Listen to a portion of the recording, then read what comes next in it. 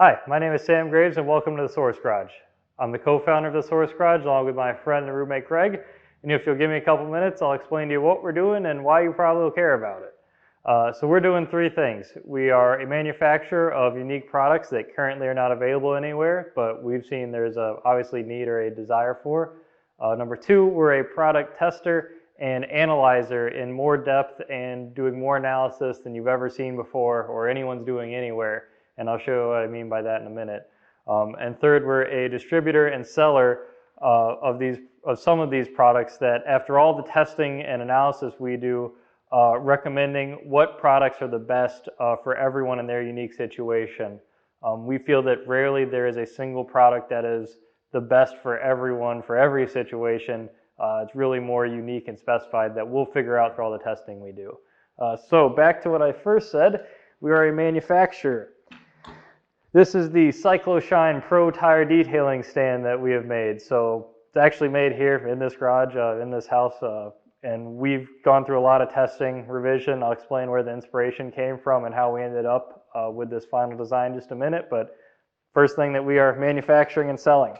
Secondly, I said we are a tester and analyzer of products. So first thing we are starting with is wheel cleaners, fallout removers, tire and rubber cleaners. This is actually just the beginning of the collection that we're going to be putting together for all the stuff that we're going to be testing and breaking down in more depth and more analysis than anyone's ever done before.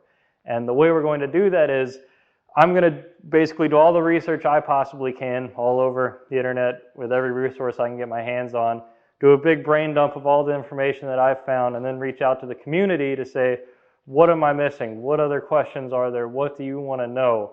How do we come up with the perfect test to get at all the features, answer all the questions that there are around all these different kinds of products, and create a massive database of information that anyone can go to and say, okay, what's going to be best for my unique situation? So, product testing and analysis, starting with this.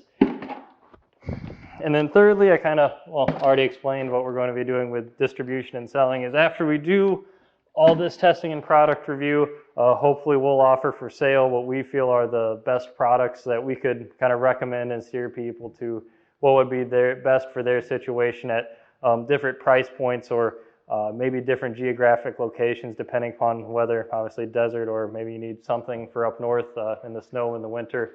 So that's what we'll be doing. That's who we are. And if you stuck around this long, thanks for listening at least. And if you got some more time to hang around, I'll kind of go more in depth on all the stuff I just kind of gave a crash course on and show you what's in the cabinets behind here too.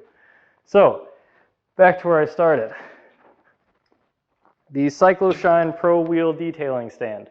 So this product, well, it's not on the market now, but it will be when this video goes up. This is the best wheel detailing tool that I believe is out there anywhere, and the best thing you could ever have for the job because it provides wheel stability, ease of rotation, get to everywhere that you want to without, throwing it on top of like a dumpster or leaning it up against a wall or one of those little tire stands with like the two wheels that it's going to wobble and possibly fall over on you. I'll give you a product demonstration. I have a wheel here to throw up on the stand.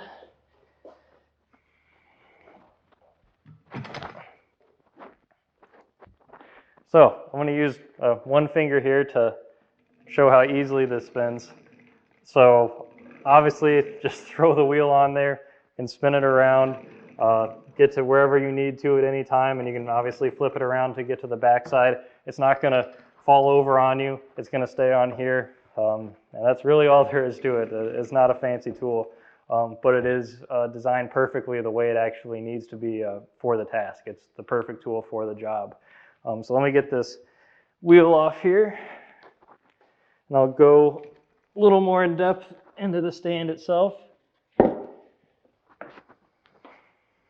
So the stand is actually two parts, so it's the base here with the rollers and this backing here. On the base, you'll see these rubber feet. These are just hard rubber speaker stand feeted here to here. End caps on all the stock. To prevent anything from getting in there, preventing any kind of additional corrosion for any reason, and it adds a nice solid look to the frame.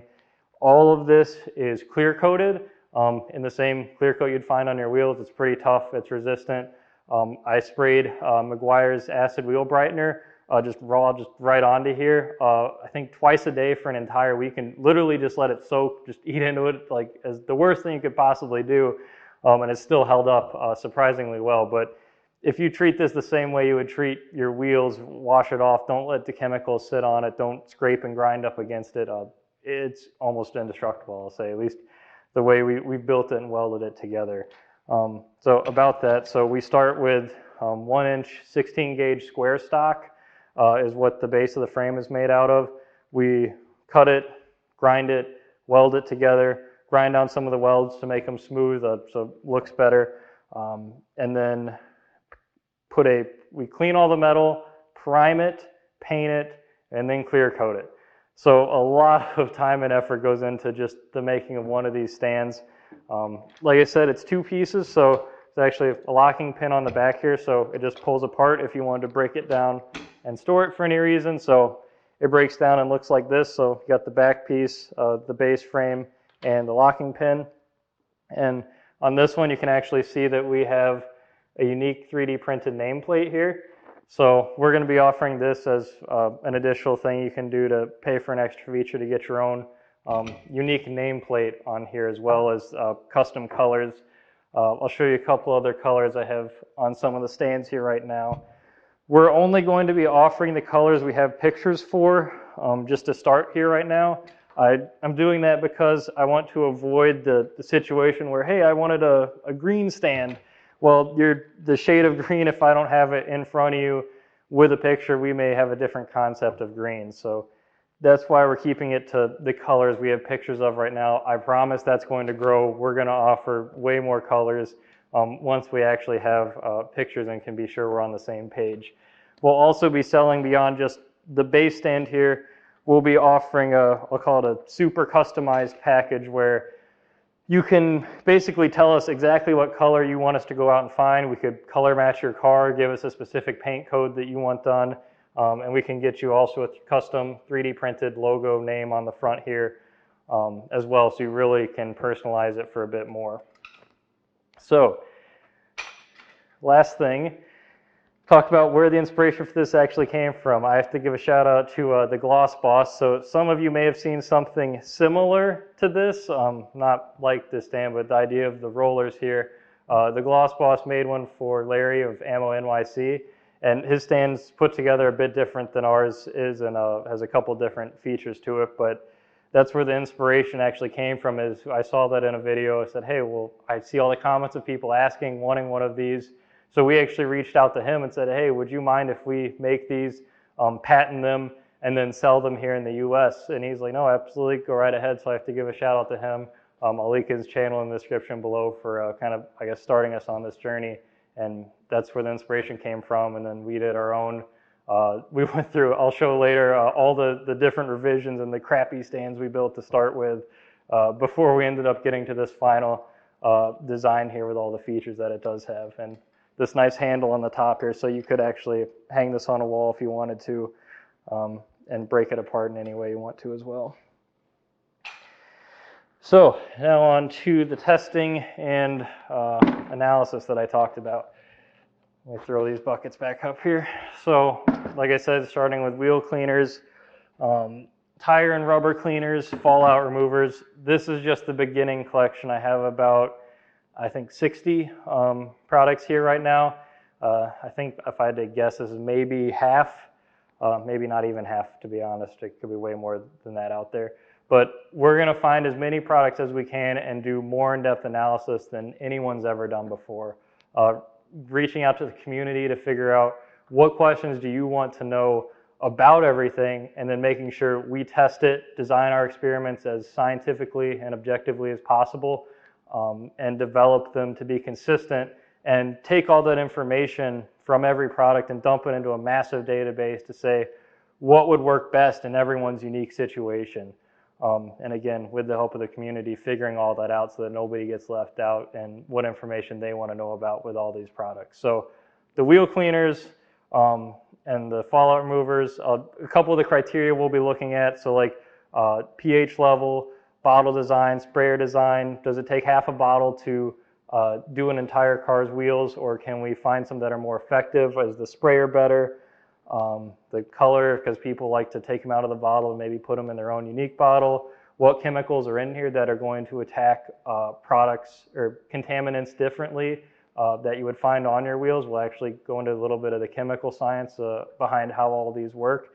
And I think I have another 8 or 9 criteria also that, like I said, we want to know everything we possibly can about all of these to get that perfect solution for everyone's unique situation. So now these are just the starting point. So let me get these out of here real quick. I'll show you what else we have to go through here. So keeping with the wheel theme, wheel cleaning tools. All of these different brushes, woolies. You can see we got a whole bunch of other stuff down in the box here. We'll be going through, what are the differences between all the bristles of these brushes, and why should you care about getting stuff that's boar's hair versus plastic that's chemical resistant versus this is like a parts washing brush actually. Very stiff, very rigid, would hold its shape very well.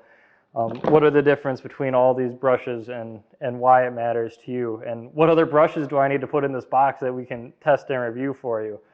So just another product that we'll be doing analysis on. What else we got here? Oh, so behind door number 1, wash mitts. So obviously there's a ton of wash mitts out there from a mitt versus a rag versus a sea sponge versus an actual sponge. We want to look at all of these different products and see what are their pros and cons. How well do they hold on to dirt? How well are they help prevent your car from being scratched when using them? Do you have to dump them in a bucket? Will they release all the contaminants well? Do you need to use the pressure washer with a multi-mitt method would be most effective? We also are not just doing I'll say not just product reviews, but consumer education. So this mitt, you can go on websites right now and find it for sale for $10 or up to even $15 with a bunch of adjectives thrown in front of it about how super premium, luxury, special, unique it is, and that they're trying to sell this as a very refined specialty product. And that's why they try and sell it at such a premium price point, $10, $15. Well, I bought this from China for about $4.80. And I know it's the same one as what other people are selling because I bought those too and put them side by side. So we'll be doing some consumer education about how these mitts they look very similar, made of the same material. What are the slight differences? This one's a bit more boxy and opens up, whereas this one has a single seam that runs along the edge. So consumer education about how to not get scammed basically and spend your money wisely and where these are coming from and everything you need to know about them. Another product behind door number 2, bottles and sprayers. I got some sprayers in the drawer here. So bottles, there's obviously probably an infinite number of bottles. I don't know if I'll ever be able to get my hands on every single one of them, but I'll do my best. And you may not be able to see it, but this is actually 4 rows deep of different kinds of bottles. We'll be looking at, do they have fill levels? Is the neck wide versus narrow? Are you going to crush your fingers on it when you pull a trigger down? How much liquid does it hold?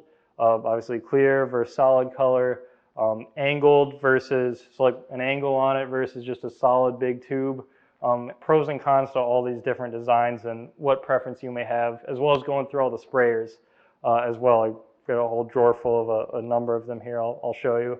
So looking at the sprayers, we have a lot of things to break down as to, I'll give an example of, think how many things go into just the trigger itself. How far out angled away is the trigger? Does it have notches for your fingers? How many fingers does it have notches for? Are they coated in actually like some kind of textured plastic or rubber? Is it entirely smooth? Will it return to its starting position as fast as you can actually crank on it, or does it kind of slowly return to its position before you can spray again? How much liquid will it spray out? Is it chemically resistant? I'll put Meguiar's acid wheel brightener in it and see how many days is it actually, can I spray with it for before it fails on me? So durability testing as well as looking at all the features of it. So again, everything we could ever want to know about these products in one massive database to answer all the questions you could possibly have.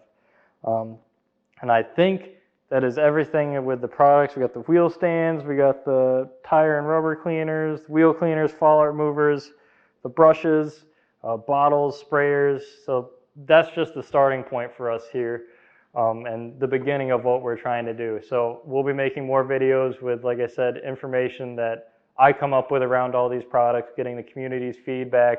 We'll post on our blog on our website, thesourcegarage.com. We'll have a YouTube video, Reddit, Twitter, forums. I'll make polls on like colors for the wheel stands, polls on what products do we need to test first, what are your favorite products if we need to figure out what other stuff we need to get. Everything we can do to make sure that anything we do is all-encompassing as much as possible. So follow us on our website, YouTube, Twitter, Instagram, Facebook, and stay tuned for all the stuff that we're going to be doing here. It's going to be a wild and fun ride. So thanks for watching.